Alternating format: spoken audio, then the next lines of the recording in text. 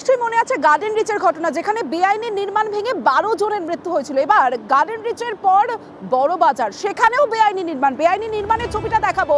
Fire এক্সিটের যে জায়গা, সেই জায়গা দুই বহুতলের মাঝে ফায়ার এক্সিট এলাকাতে চলছে অবৈধ নির্মাণ। পুরসভার নজর এড়াতে টিন দিয়ে ঘিরে চলছে নির্মাণ কাজ। যে ছবি আপনারা দেখছেন গার্ডেন রিচের পর এবার বড় বাজার, যেখানে বেআইনি নির্মাণ চলছে।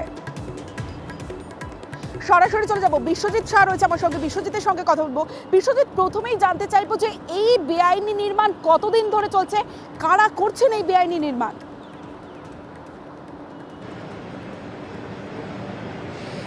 দেখো, এই বেআইনি নির্মাণ এক প্রমোটার করছেন বড়বাজারের, এবং সেখানে তিনি কার্যত যে ওপেন স্পেস থাকে দুটি বহুতলের মাঝে, যে ওপেন স্পেস প্রায় 14 ফুটের সেই ওপেন স্পেস, সেটা ফায়ার এক্সিট হিসাবে ব্যবহার করা হয়। আমাদের ছবিতে একদম দেখা যাচ্ছে যে ফায়ার এক্সিটের যে সিঁড়ি, ঘোরানো যে সিঁড়ি, সেই লোহার সিঁড়ি রয়েছে, সেখান দিয়ে নেমে যে ফায়ার এক্সিট হলে বহুতল থেকে যারা বেরোবেন আগুন লাগলে, তিনটে বহুতল একেবারে সংলগ্ন আছে। এছাড়াও ওই এলাকায় 5টি বহুতল রয়েছে, যে 5টি বহুতলে আগুন লাগলে এই যে ওপেন স্পেস, এখানে দমকলের ইঞ্জিন এসে এখান দিয়েই দমকলের কর্মীরা যেতে পারবেন।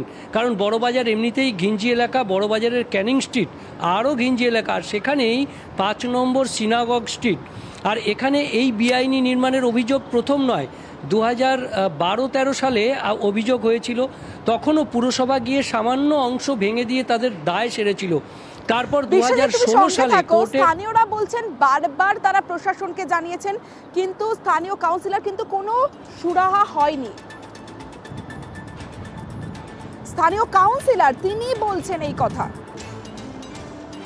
ফায়ার ব্রিগেডকেও আমি চিঠি দিয়েছি, থানাকেও ফোন করেছি, কর্পোরেশনকেও ফোন করেছি। 2 দিন পর কাজটা একটু বন্ধ হয়েছে। যত পার্কিং এর জায়গা ছিল বাড়ির ভেতরে সব দখল করেছে এরা, আর অভিযোগ করে কোনো কিছু কেউ শুনে না। ফায়ারের লোক যেতে পারবে না, ফায়ার গাড়ি তো ছেড়ে দিন। আমি তো দেখছি, আমি তো কমপ্লেন, আমি কি মারামারি করতে যাব? ওখানে 1000-2 লোক একটা হয়ে যাবে। 1 লক্ষ টাকা মিনিমাম স্কোয়ার ফুট। ওখানে জায়গাই পাওয়া যায় না। পুরসভা ইঞ্জিনে আসার পর যদি উপর লেভেলের মানুষরা, যারা নেতারা আছে বা আরো পদাধিকারীরা, তারা যদি সেট থাকে, নিচে অধিকারী কি করবে? অসহায় আমরা, ওয়ান টাইপ অফ অসহায়।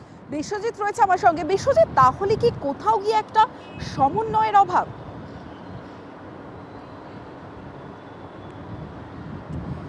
একদমই যে কথা বারবার মেয়র ফিরহাদ হাকিম বলছেন, যে সব সময় সব জায়গায় নজর রাখতে হবে, এবং এই নজরদারিরই কোথাও যেন একটা অভাব ঘটে যাচ্ছে। কারণ পুলিশ রয়েছে, কারণ পুরসভার যারা ইঞ্জিনিয়ার তারা রয়েছেন, এবং একবার দুবার নয়, 2012 সালে এই জায়গায় বেআইনি নির্মাণের অভিযোগ এসেছিল। সেখানে কলকাতা পুরসভার আধিকারিকরা গিয়েছিলেন, কিন্তু আবারও সেই জায়গাতে, একই জায়গায় কিভাবে নির্মাণ কাজ চলে, এবং এখানে কিন্তু একেবারে কংক্রিটের নির্মাণ বা সেইভাবে নির্মাণ সেরকম হচ্ছে না। কাউন্সিলর বলছেন তিনি সব দপ্তরকে জানিয়েছেন, কিন্তু কোনো সুরাহা হয়নি।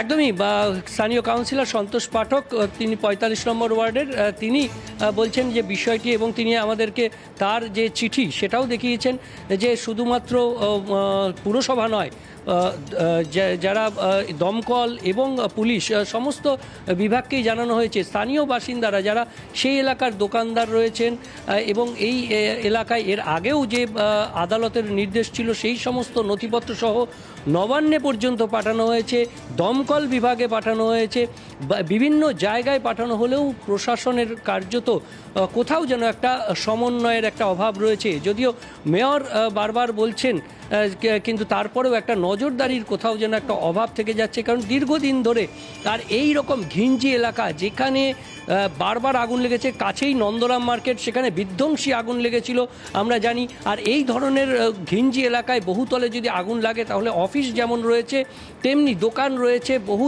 দাহ্য পদার্থ সেখানে থাকে, এবং এই সমস্ত জায়গায় যদি আগুন লাগে, তাহলে সেই বহুতল থেকে বেরোনোর যে রাস্তা, ফায়ার এক্সিট, সেটাই বন্ধ করে দিয়ে এই বেআইনি নির্মাণ হচ্ছে। এবং এর যে এই এলাকায় নির্মাণের কোনো অনুমতি নেওয়া হয়নি।